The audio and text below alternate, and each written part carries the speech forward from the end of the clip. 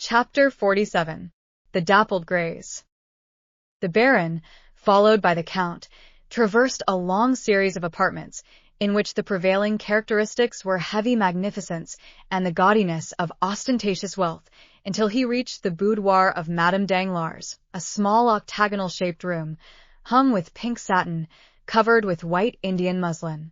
The chairs were of ancient workmanship and materials. Over the doors were painted sketches of shepherds and shepherdesses, after the style and manner of Boucher, and at each side pretty medallions in crayons, harmonizing well with the furnishings of this charming apartment, the only one throughout the great mansion in which any distinctive taste prevailed. The truth was, it had been entirely overlooked in the plan arranged and followed out by M. Danglars and his architect, who had been selected to aid the Baron in the great work of improvement solely because he was the most fashionable and celebrated decorator of the day. The decorations of the boudoir had then been left entirely to Madame Danglars and Lucien Debray. M. Danglars, however, while possessing a great admiration for the antique, as it was understood during the time of the Directory, entertained the most sovereign contempt for the simple elegance of his wife's favorite sitting-room, where, by the way, he was never permitted to intrude, unless, indeed, he excused his own appearance by ushering in some more agreeable visitor than himself. And even then, he had rather the air and manner of a person who was himself introduced, than that of being the presenter of another, his reception being cordial or frigid, in proportion as the person who accompanied him chanced to please or displease the Baroness. Madame Danglars, who, although past the first bloom of youth, was still strikingly handsome, was now seated at the piano, a most elaborate piece of cabinet and inlaid work, while Lucien Debray, standing before a small work-table, was turning over the pages of an album. Lucien had found time, preparatory to the Count's arrival, to relate many particulars respecting him to Madame Danglars. It will be remembered that Monte Cristo had made a lively impression on the minds of all the party assembled at the breakfast given by Albert de Morcerf, and although Debray was not in the habit of yielding to such feelings, he had never been able to shake off the powerful influence excited in his mind by the impressive look and manner of the Count. Consequently, the description given by Lucien to the Baroness bore the highly colored tinge of his own heated imagination. Already excited by the wonderful stories related of the Count by de Morcerf, it is no wonder that Madame Danglars eagerly listened to and fully credited all the additional circumstances detailed by Debray. This posing at the piano and over the album was only a little ruse adopted by way of precaution. A most gracious welcome and unusual smile were bestowed on M. Danglars. The Count, in return for his gentlemanly bow, received a formal though graceful courtesy, while Lucien exchanged with the Count a sort of distant recognition, and with Danglars a free and easy nod. "Baroness," said Danglars, "give me leave to present to you the Count of Monte Cristo, who has been most warmly recommended to me by my correspondents at Rome. I need but mention one fact to make all the ladies in Paris court his notice, and that is, that he has come to take up his abode in Paris for a year, during which brief period he proposes to spend 6 millions of money. That means balls, dinners, and lawn parties without end, in all of which I trust the Count will remember us, as he may depend upon it we shall him, in our own humble entertainments." In spite of the gross flattery and coarseness of this address, Madame Danglars could not forbear gazing with considerable interest on a man capable of expending 6 millions in 12 months, and who had selected Paris for the scene of his princely extravagance. "And when did you arrive here?" inquired she. "Yesterday morning, madam." "Coming, as usual, I presume, from the extreme end of the globe?" "Pardon me, at least, such I have heard is your custom." "Nay, madame. This time I have merely come from Cadiz." "You have selected a most unfavorable moment for your first visit. Paris is a horrible place in summer. Balls, parties, and fêtes are over. The Italian opera is in London, the French opera everywhere except in Paris. As for the Théâtre Français, you know, of course, that it is nowhere. The only amusements left us are the indifferent races at the Champ de Mars and Satyre. Do you propose entering any horses at either of these races, Count?" "I shall do whatever they do at Paris, madam, if I have the good fortune to find someone who will initiate me into the prevalent ideas of amusement." Are you fond of horses, Count? I have passed a considerable part of my life in the East, madam, and you are doubtless aware that the Orientals value only two things, the fine breeding of their horses and the beauty of their women. Nay, Count, said the Baroness, it would have been somewhat more gallant to have placed the ladies first. You see, madam, how rightly I spoke when I said I required a preceptor to guide me in all my sayings and doings here. At this instant the favorite attendant of Madame Danglars entered the boudoir. Approaching her mistress, she spoke some words in an undertone. Madame Danglars turned very pale, then exclaimed, I cannot believe it. The thing is impossible.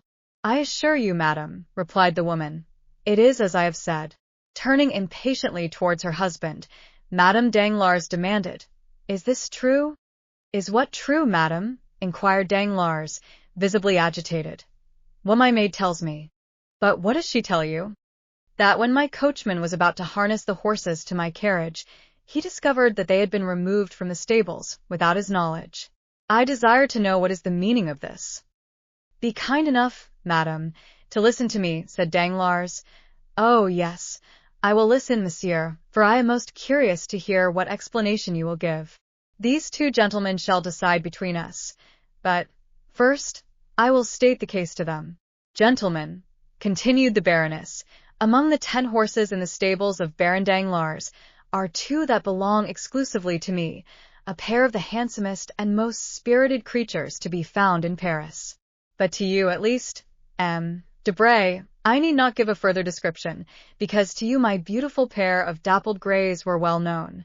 Well, I had promised Madame de Villefort the loan of my carriage to drive tomorrow to the Bois, but when my coachman goes to fetch the grays from the stables they are gone, positively gone. No doubt Danglars has sacrificed them to the selfish consideration of gaining some thousands of paltry francs.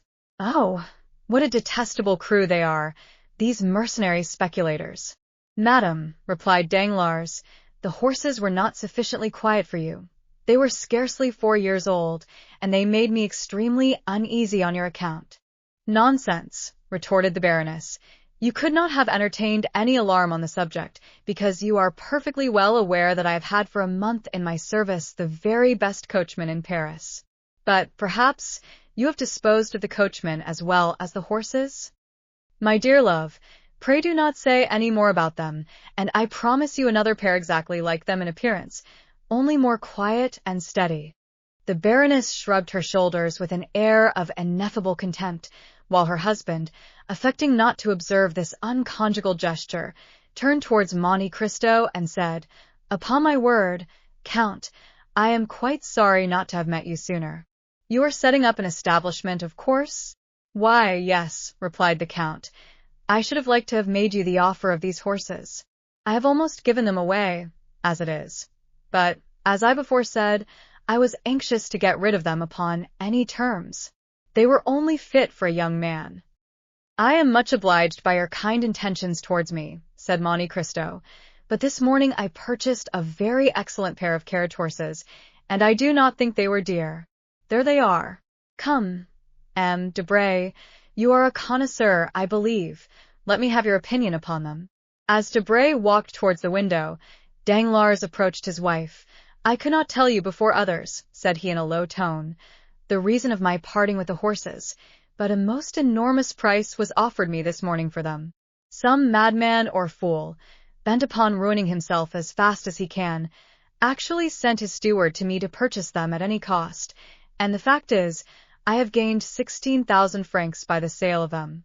Come, don't look so angry, and you shall have 4,000 francs of the money to do what you like with, and Eugenie shall have 2,000.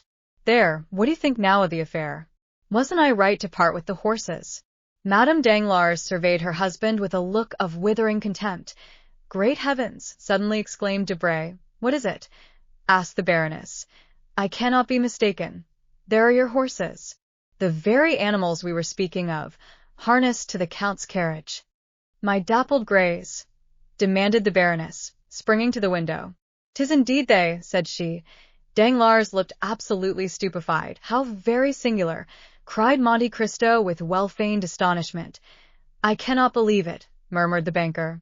Madame Danglars whispered a few words in the ear of Debray, who approached Monte Cristo, saying, "The Baroness wishes to know what you paid her husband for the horses." "I scarcely know," replied the Count. "It was a little surprise prepared for me by my steward, and cost me, well, somewhere about 30,000 francs. Debray conveyed the Count's reply to the Baroness. Poor Danglars looked so crestfallen and discomfited that Monte Cristo assumed a pitying air towards him. "See," said the Count, "how very ungrateful women are. Your kind attention, in providing for the safety of the Baroness by disposing of the horses, does not seem to have made the least impression on her. But so it is. A woman will often, from mere wilfulness, prefer that which is dangerous to that which is safe. Therefore, in my opinion, my dear Baron, the best and easiest way is to leave them to their fancies, and allow them to act as they please, and then, if any mischief follows, why, at least, they have no one to blame but themselves." Danglars made no reply. He was occupied in anticipations of the coming scene between himself and the Baroness, whose frowning brow, like that of Olympic Jove, predicted a storm. Debray, who perceived the gathering clouds, and felt no desire to witness the explosion of Madame Danglars' rage, suddenly recollected an appointment, which compelled him to take his leave, while Monte Cristo, unwilling by prolonging his stay to destroy the advantages he hoped to obtain, made a farewell bow and departed, leaving Danglars to endure the angry reproaches of his wife. "Excellent," murmured Monte Cristo to himself, as he came away. "All has gone according to my wishes. The domestic peace of this family is henceforth in my hands. Now, then, to play another masterstroke, by which I shall gain the heart of both husband and wife. Delightful. Still," added he, "amid all this, I have not yet been presented to Mademoiselle Eugénie Danglars, whose acquaintance I should have been glad to make. But," he went on with his peculiar smile, "I am here in Paris, and have plenty of time before me. By and by will do for that." With these reflections he entered his carriage and returned home. 2 hours afterwards, Madame Danglars received a most flattering epistle from the Count, in which he entreated her to receive back her favorite Dappled Grays, protesting that he could not endure the idea of making his entry into the Parisian world of fashion with the knowledge that his splendid equipage had been obtained at the price of a lovely woman's regrets. The horses were sent back, wearing the same harness she had seen on them in the morning, only, by the Count's orders, in the center of each rosette that adorned either side of their heads, had been fastened a large diamond. T.O. Danglars Monte Cristo also wrote, requesting him to excuse the whimsical gift of a capricious millionaire, and to beg the Baroness to pardon the Eastern fashion adopted in the return of the horses. During the evening, Monte Cristo quitted Paris for Auteuil, accompanied by Ollie. The following day, about 3 o'clock, a single blow struck on the gong summoned Ollie to the presence of the Count. "Ollie," observed his master, as the Nubian entered the chamber, "you have frequently explained to me how more than commonly skillful you are in throwing the lasso, have you not?" Ollie drew himself up proudly, and then returned a sign in the affirmative. "I thought I did not mistake. With your lasso you could stop an ox." Again Ollie repeated his affirmative gesture. "Or a tiger?" Ollie bowed his head in token of assent. "A lion even?" Ollie sprung forwards, imitating the action of one throwing the lasso, then of a strangled lion. "I understand," said Monte Cristo. "You wish to tell me you have hunted the lion?" Ollie smiled with triumphant pride as he signified that he had indeed both chased and captured many lions. "But do you believe you could arrest the progress of 2 horses rushing forwards with ungovernable fury?" The Nubian smiled. "It is well," said Monte Cristo. "Then listen to me. Ere long a carriage will dash past here, drawn by the pair of dappled gray horses you saw me with yesterday. Now, at the risk of your own life, you must manage to stop those horses before my door."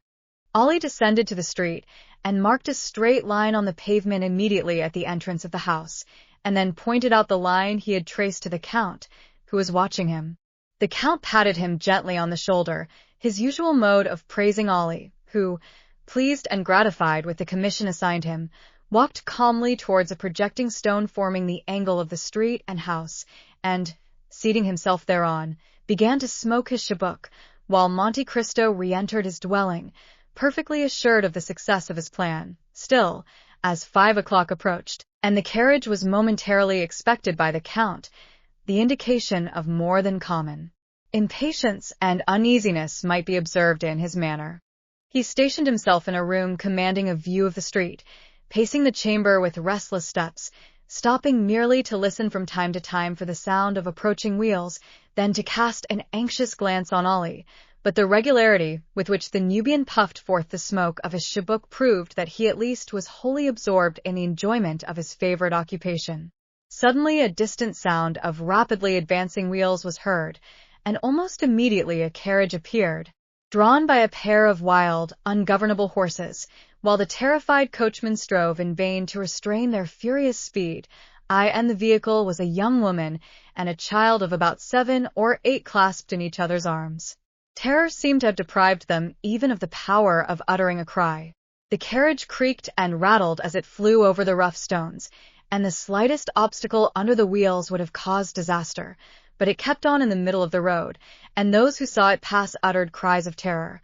Ollie suddenly cast aside his chibouque, drew the lasso from his pocket, threw it so skillfully as to catch the forelegs of the near horse in its triple fold, and suffered himself to be dragged on for a few steps by the violence of the shock.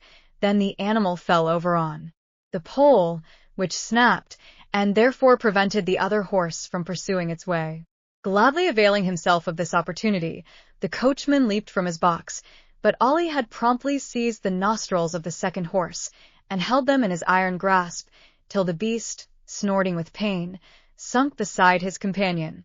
All this was achieved in much less time than is occupied in the recital. The brief space had, however, been sufficient for a man, followed by a number of servants, to rush from the house before which the accident had occurred, and, as the coachman opened the door of the carriage, to take from it a lady who was convulsively grasping the cushions with one hand, while with the other she pressed to her bosom the young boy, who had lost consciousness. Monte Cristo carried them both to the salon, and deposited them on a sofa. "Compose yourself, madam," said he. "All danger is over." The woman looked up at these words, and, with a glance far more expressive than any entreaties could have been, pointed to her child, who still continued insensible. "I understand the nature of your alarms, madam," said the Count, carefully examining the child, "but I assure you there is not the slightest occasion for uneasiness. Your little charge has not received the least injury. His insensibility is merely the effects of terror, and will soon pass." "Are you quite sure you do not say so to tranquilize my fears? See how deadly pale he is. My child, my darling Edward, speak to your mother. Open your dear eyes and look on me once again. Oh, sir, in pity send for a physician. My whole fortune shall not be thought too much for the recovery of my boy." With a calm smile and a gentle wave of the hand, Monte Cristo signed to the distracted mother to lay aside her apprehensions. Then, opening a casket that stood near, he drew forth a phial of Bohemian glass encrusted with gold, containing a liquid of the color of blood, of which he let fall a single drop on the child's lips. Scarcely had it reached them, ere the boy, though still pale as marble, opened his eyes, and eagerly gazed around him. At this, the delight of the mother was almost frantic. "Where am I?" exclaimed she, "and to whom am I indebted for so happy a termination to my late dreadful alarm?" "Madam," answered the Count, "you are under the roof of one who esteems himself most fortunate in having been able to save you from a further continuance of your sufferings." "My wretched curiosity has brought all this about," pursued the lady. "All Paris rung with the praises of Madame Danglars' beautiful horses, and I had the folly to desire to know whether they really merited the high praise given to them." "Is it possible," exclaimed the Count with well-feigned astonishment, "that these horses belong to the Baroness?" "They do, indeed. May I inquire if you are acquainted with Madame Danglars?" "I have that honor, and my happiness at your escape from the danger that threatened you is redoubled by the consciousness that I have been the unwilling and the unintentional cause of all the peril you have incurred. I yesterday purchased these horses of the Baron, but as the Baroness evidently regretted parting with them, I ventured to send them back to her, with a request that she would gratify me by accepting them from my hands." "You are, then, doubtless, the Count of Monte Cristo, of whom Hermine has talked to me so much?" "You have rightly guessed, madam," replied the Count, "and I am Madame Heloise de Villefort." The Count bowed with the air of a person who hears a name for the first time. "How grateful will M. de Villefort be for all your goodness! How thankfully will he acknowledge that to you alone he owes the existence of his wife and child!" "Most certainly, but for the prompt assistance of your intrepid servant, this dear child and myself must both have perished. Indeed, I still shudder at the fearful danger you were placed in. I trust you will allow me to recompense worthily the devotion of your man." "I beseech you, madam," replied Monte Cristo, "not to spoil Ollie, either by too great praise or rewards. I cannot allow him to acquire the habit of expecting to be recompensed for every trifling service he may render. Ollie is my slave, and in saving your life he was but discharging his duty to me." "Nay," interposed Madame de Villefort, on whom the authoritative style adopted by the Count made a deep impression. "Nay, but consider that to preserve my life he has risked his own." "His life, madam, belongs not to him. It is mine, in return for my having myself saved him from death." Madame de Villefort made no further reply. Her mind was utterly absorbed in the contemplation of the person who, from the first instant she saw him, had made so powerful an impression on her. During the evident preoccupation of Madame de Villefort, Monte Cristo scrutinized the features and appearance of the boy she kept folded in her arms, lavishing on him the most tender endearments. The child was small for his age, and unnaturally pale. A mass of straight black hair, defying all attempts to train or curl it, fell over his projecting forehead and hung down to his shoulders, giving increased vivacity to eyes already sparkling with a youthful love of mischief and fondness for every forbidden enjoyment. His mouth was large, and the lips, which had not yet regained their color, were particularly thin. In fact, the deep and crafty look, giving a predominant expression to the child's face, belonged rather to a boy of 12 or 14 than to one so young. His first movement was to free himself by a violent push from the encircling arms of his mother, and to rush forward to the casket from whence the Count had taken the phial of elixir. Then, without asking permission of anyone, he proceeded, in all the willfulness of a spoiled child unaccustomed to restrain either whims or caprices, to pull the corks out of all the bottles. "Touch nothing, my little friend," cried the Count eagerly. "Some of those liquids are not only dangerous to taste, but even to inhale." Madame de Villefort became very pale, and, seizing her son's arm, drew him anxiously toward her. But, once satisfied of his safety, she also cast a brief but expressive glance on the casket, which was not lost upon the Count. At this moment Ollie entered. At sight of him Madame de Villefort uttered an expression of pleasure, and, holding the child still closer towards her, she said, "Edward, dearest, do you see that good man? He has shown very great courage and resolution, for he exposed his own life to stop the horses that were running away with us, and would certainly have dashed the carriage to pieces. Thank him, then, my child, in your very best manner, for, had he not come to our aid, neither you nor I would have been alive to speak our thanks." The child stuck out his lips and turned away his head in a disdainful manner, saying, "He's too ugly." The Count smiled as if the child bade fair to realize his hopes, while Madame de Villefort reprimanded her son with a gentleness and moderation very far from conveying the least idea of a fault having been committed. "This lady," said the Count, speaking to Ollie in the Arabic language, "is desirous that her son should thank you for saving both their lives, but the boy refuses, saying you are too ugly." Ollie turned his intelligent countenance towards the boy, on whom he gazed without any apparent emotion, but the spasmodic working of the nostrils showed to the practiced eye of Monte Cristo that the Arab had been wounded to the heart. "Will you permit me to inquire," said Madame de Villefort, as she arose to take her leave, "whether you usually reside here?" "No, I do not," replied Monte Cristo. "It is a small place I have purchased quite lately. My place of abode is number 30, Avenue de Champs-Élysées, but I see you have quite recovered from your fright, and are, no doubt, desirous of returning home. Anticipating your wishes, I have desired the same horses you came with to be put to one of my carriages, and Ollie, He whom you think so very ugly," continued he, addressing the boy with a smiling air, "will have the honor of driving you home, while your coachman remains here to attend to the necessary repairs of your calash.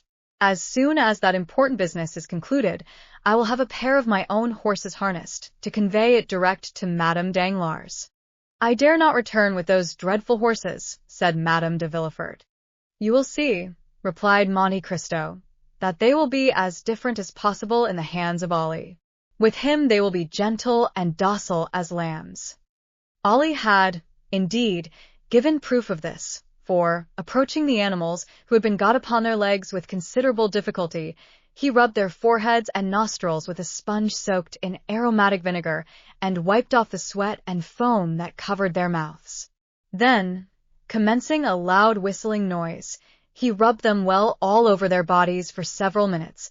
Then, undisturbed by the noisy crowd collected round the broken carriage, Ollie quietly harnessed the pacified animals to the Count's chariot, took the reins in his hands, and mounted the box, when, to the utter astonishment of those who had witnessed the ungovernable spirit and maddened speed of the same horses, he was actually compelled to apply his whip in no very gentle manner before he could induce them to start, and even then all that could be obtained from the celebrated Dappled Grays, now changed into a couple of dull, sluggish, stupid brutes, was a slow, pottering pace, kept up with so much difficulty that Madame de Villefort was more than 2 hours returning to her residence in the Faubourg Saint-Honoré. Scarcely had the first congratulations upon her marvelous escape been gone through when she wrote the following letter to Madame Danglars. "Dear Hermine, I have just had a wonderful escape from the most imminent danger, and I owe my safety to the very Count of Monte Cristo we were talking about yesterday, but whom I little expected to see today. I remember how unmercifully I laughed at what I considered your eulogistic and exaggerated praises of him, but I have now ample cause to admit that your enthusiastic description of this wonderful man fell far short of his merits. Your horses got as far as Ranelagh, when they darted forward like mad things and galloped away at so fearful a rate, that there seemed no other prospect for myself and my poor Edward but that of being dashed to pieces against the first object that impeded their progress, when a strange-looking man, an Arab, a Negro, or a Nubian, at least a black of some nation or other, at a signal from the Count, whose domestic he is, suddenly seized and stopped the infuriated animals, even at the risk of being trampled to death himself, and certainly he must have had a most wonderful escape. The Count then hastened to us, and took us into his house, where he speedily recalled my poor Edward to life. He sent us home in his own carriage. Yours will be returned to you tomorrow. You will find your horses in bad condition, from the results of this accident. They seem thoroughly stupefied, as if sulky and vexed at having been conquered by man. The Count, however, has commissioned me to assure you that 2 or 3 days' rest, with plenty of barley for their sole food during that time, will bring them back to as fine, that is as terrifying, a condition as they were in yesterday. Adieu. I cannot return you many thanks for the drive of yesterday, but, after all, I ought not to blame you for the misconduct of your horses, more especially as it procured me the pleasure of an introduction to the Count of Monte Cristo, and certainly that illustrious personage, apart from the millions he is said to be so very anxious to dispose of, seemed to me one of those curiously interesting problems I, for one, delight in solving at any risk, even if it were to necessitate another drive to the Bois behind your horses. Edward endured the accident with miraculous courage. He did not utter a single cry, but fell lifeless into my arms, nor did a tear fall from his eyes after it was over. I doubt not you will consider these praises the result of blind maternal affection, but there is a soul of iron in that delicate, fragile body. Valentine sends many affectionate remembrances to your dear Eugenie. I embrace you with all my heart, Heloise de Villefort. P.S. Do pray contrive some means for me to meet the Count of Monte Cristo at your house. I must and will see him again. I have just made M. de Villefort promise to call on him, and I hope the visit will be returned. That night the adventure at Auteuil was talked of everywhere. Albert related it to his mother, Châteaurenaud recounted it at the Jockey Club, and Debray detailed it at length in the salons of the minister. Even Beauchamp accorded 20 lines in his journal to the relation of the Count's courage and gallantry. thereby celebrating him as the greatest hero of the day in the eyes of all the feminine members of the aristocracy. Vast was the crowd of visitors and inquiring friends who left their names at the residence of Madame de Villefort, with the design of renewing their visit at the right moment, of hearing from her lips all the interesting circumstances of this most romantic adventure. As for M. de Villefort, he fulfilled the predictions of Heloise to the letter, donned his dress suit, drew on a pair of white gloves, ordered the servants to attend the carriage dressed in their full livery, and drove that same night to number 30 in the Avenue de Champs-Élysées.